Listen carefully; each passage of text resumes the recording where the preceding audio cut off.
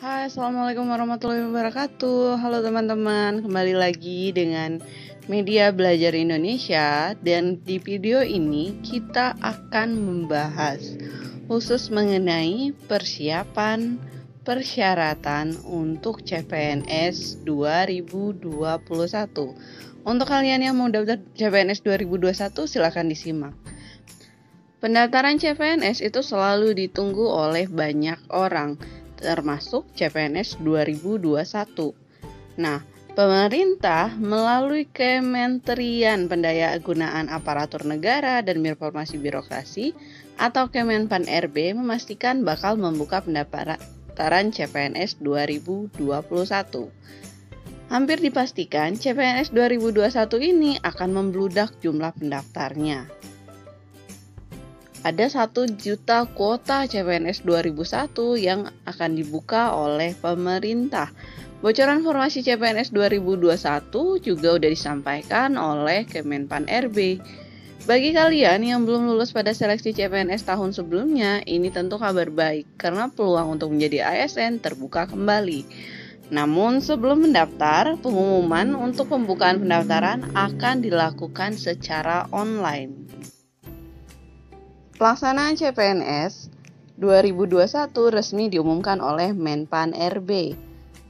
Menpan RB Indonesia yaitu Cahya Kumolo. Buat kalian yang ingin mencoba peruntungan untuk mendaftar CPNS 2021, kalian harus persiapkan diri dari sekarang. Ya, benar, dimulai dari sekarang. Oke. Untuk lebih jelasnya, simak beberapa tahapan seleksi CPNS berikut ini.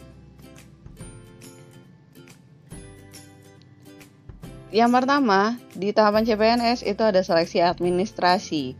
Nah, di seleksi administrasi dilakukan pada portal sscn.bkn.go.id. Di sini, pelamar harus mendaftar dulu untuk mendapatkan kartu pendaftaran. Setelah itu, peserta juga diminta untuk mengupload beberapa dokumen yang nanti akan diverifikasi. Seluruh dokumen tersebut untuk persyaratan tertera pada website ya.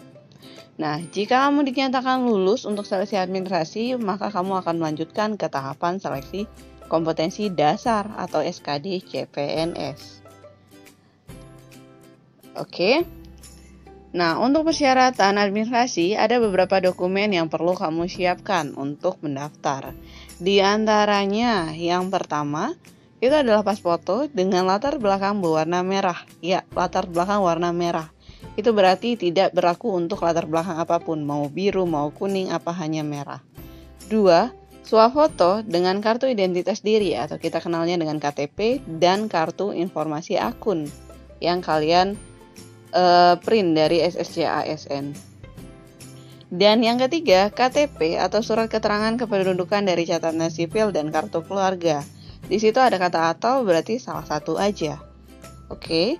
Dan yang keempat itu ada ijazah dan transkrip nilai pendidikan terakhir sesuai dengan ketentuan formasi yang kamu pilih. Sesuai dengan yang kamu daftar berarti. Dan yang kelima,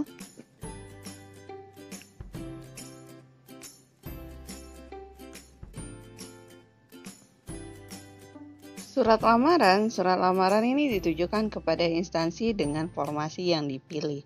Biasanya ada contohnya, instansi apa yang kamu daftar, itu surat lamarannya biasanya ada contohnya. Nah, seluruh dokumen tersebut harus Anda scan terlebih dahulu untuk kemudian diunggah pada portal SSC-ASN. Namun, pastikan sebelumnya Anda melakukan registrasi untuk membuat akun.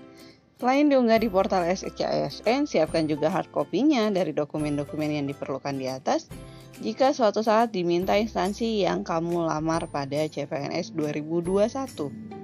Dikarenakan ada beberapa kementerian yang harus mengirim berkas di awal. Nah, yang kedua itu adalah tahapan seleksi kompetensi dasar atau kita dengarnya dengan SKD. Setelah dinyatakan lulus tahap administrasi, pelamar diizinkan untuk mengikuti SKD CPNS. Tes ini akan menggunakan metode Computer Assisted Test atau dikenal dengan CAT. Jenis soal yang ada pada tahapan ini adalah tentang pengetahuan umum, kemampuan berhitung, dan juga kepribadian yang kamu kenalnya dengan TKWK, TIU, dan TKP. Oke. Nah, untuk bisa lanjut pada tahap selanjutnya, pelamar harus memenuhi passing grade yang telah ditentukan.